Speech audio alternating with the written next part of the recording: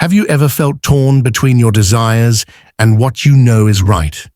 The longing for love, connection, and intimacy is natural. But what happens when those desires conflict with Allah's plan for you? We all experience the pull of attraction, but Islam teaches us that not every desire should be pursued without caution. In this video, we'll explore the crucial difference between halal love and lust, and why understanding this distinction can change the way you approach relationships and life itself. We'll dive into how Allah's guidelines are not meant to restrict us, but to protect our hearts, minds, and souls from the fleeting nature of worldly desires. If you've ever wondered why your desires aren't being fulfilled in the way you expect, or why Allah delays certain things in your life, this video will provide you with the answers you need to understand His divine wisdom. 1. Naturalness of desires. Desires are woven into the very fabric of human existence. Allah designed the human being with emotions, instincts, and inclinations that push us toward connection and intimacy. Feeling drawn to another person, hoping for love, or dreaming of companionship is not something shameful. It is a reflection of the soul's innate yearning for closeness and comfort. Islam recognizes these feelings as real and valid parts of life. However, desires must be understood within the greater purpose of our creation. They are not random urges, but opportunities for growth, patience, and submission to Allah's will. Through desires, we are tested. Will we seek fulfillment in a pure, honorable way, or will we chase immediate satisfaction without regard for consequences? This inner struggle is part of what refines the character of a believer. Furthermore, acknowledging the presence of desires helps us approach them with wisdom instead of guilt or denial. Suppressing them completely can lead to frustration and imbalance, while understanding them allows us to direct them toward halal paths like marriage. In Islam, emotional needs are not rejected. They are honored and guided with wisdom.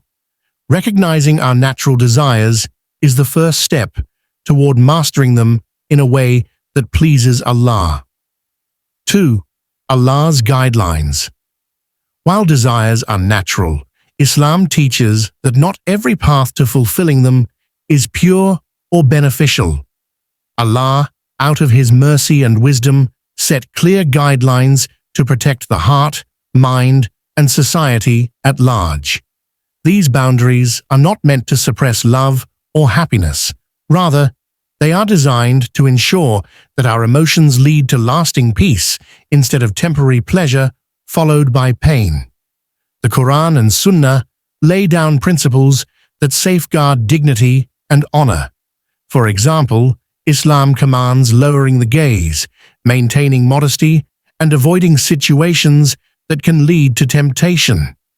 These are not restrictions for the sake of difficulty. They are protections to preserve the sanctity of relationships and to keep our hearts clean.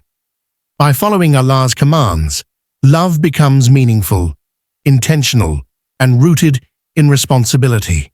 It transitions from being a fleeting emotion to a serious commitment, marked by respect and trust.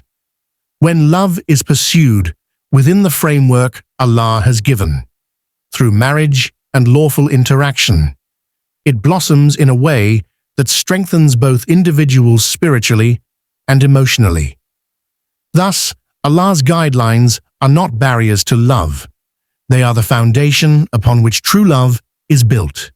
Love that elevates the soul, rather than leading it astray. 3. Difference between halal love and lust. Halal love and lust may appear similar on the surface, but their roots and outcomes are vastly different.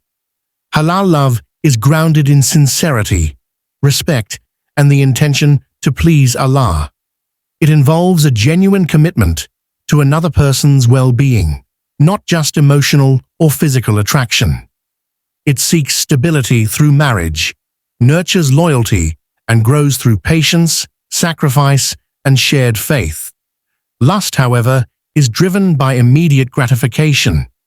It prioritizes physical desire over emotional connection and disregards the responsibility that true love demands. Lust often blinds a person to the deeper qualities of a partner, focusing only on temporary pleasures. Without the intention of building a lawful, lasting bond, lust leaves hearts vulnerable to betrayal, disappointment, and guilt. Islam elevates love by attaching it to purpose and protection. When love is pursued with the right intention, seeking Allah's pleasure, it leads to blessings and growth. But when feelings are fueled by unchecked desire, they can cloud judgment, weaken faith, and distance a person from Allah's mercy. Recognizing the difference is crucial. True love is patient and principled. Lust is impulsive and reckless. Islam teaches us to choose the path that brings both worldly happiness and eternal reward. 4. Allah's protection through delay or denial. When a deeply desired relationship doesn't work out, it's easy to feel rejected, abandoned, or confused. Yet in the unseen world, Allah may be protecting you from harm far greater than the pain of temporary disappointment. We often look at people from a limited surface-level perspective, unaware of hidden flaws, future conflicts, or spiritual damage that such a bond could bring. Allah, who knows the future and the secrets of the hearts, sometimes delays or denies what we crave to shield us from greater heartbreak, loss of faith, or even destruction of our life's purpose. This protection may not feel like mercy at first, but with time, it becomes clear that unanswered prayers are sometimes the greatest blessings. A person who seems perfect in moments of emotion might not be someone who would bring long-term peace, stability, or spiritual growth.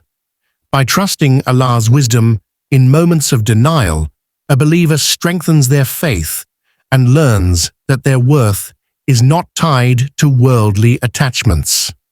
What Allah removes is not a punishment. It's a redirection towards something or someone far better suited for your soul. True success lies in surrendering your limited vision to Allah's infinite knowledge and trusting His perfect plan. 5. Discipline over suppression. Islam does not demand that believers erase or deny their emotions. Rather, it calls for mastering them with wisdom and self-control. Suppression can often lead to internal turmoil, resentment, or hidden struggles, which in turn can weaken faith.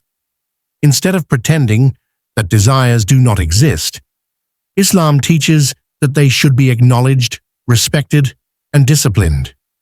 Discipline means channeling emotions into what is lawful and beneficial, without allowing them to overpower judgment or lead to impulsive actions. Self-restraint is a mark of spiritual maturity. It reflects a person's ability to prioritize long-term blessings over short-term gratification. True discipline transforms desires from being a potential source of downfall into a means of earning Allah's pleasure. Through prayer, fasting, and conscious effort, believers strengthen their ability to control their impulses without feeling ashamed of having them. Moreover, disciplined desires bring clarity and peace.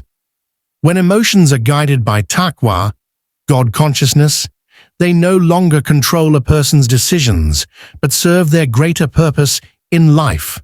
Rather than being led blindly by the heart, the disciplined soul leads the heart toward righteousness. Islam honors human emotions by teaching how to refine them, turning inner struggles into opportunities for immense spiritual growth and closeness to Allah. 6. Trust in Allah's timing. One of the greatest tests in life is trusting Allah's timing, especially when it comes to desires. We often find ourselves impatient, wanting things to unfold according to our own plans. But Allah's timing is perfect, and it is rooted in His knowledge of what is best for us in both this world and the hereafter. The wisdom of His plan exceeds our limited understanding, and often the delay in our desires is not a denial, but a redirection towards something better. When we place our trust in Allah, we acknowledge that His plan for us is always more beneficial than what we may have envisioned. He knows when we are ready for something, when we need it, and when it is best for us to receive it. Sometimes, we may not understand why our prayers aren't answered immediately, but this is where faith is tested. Trusting Allah means believing that what He has written for us will come at the right time, even if it's not on our own timeline. This trust brings peace to the heart. It alleviates anxiety and the fear of missing out, replacing them with the assurance that Allah will provide what is best for us when we are truly ready for it. As we've seen, Allah's plan for us is always more beautiful than anything we could imagine.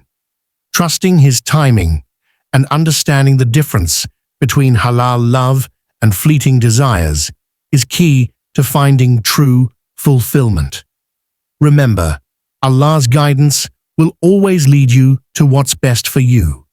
If you found this video helpful, don't forget to like, share, and subscribe to Inner Deen for more content that helps you strengthen your connection with Allah. May Allah grant you the wisdom to navigate your desires in the best way and bless you with a pure and fulfilling love. Comment below with the prayer, "O Allah, guide my heart to what pleases you."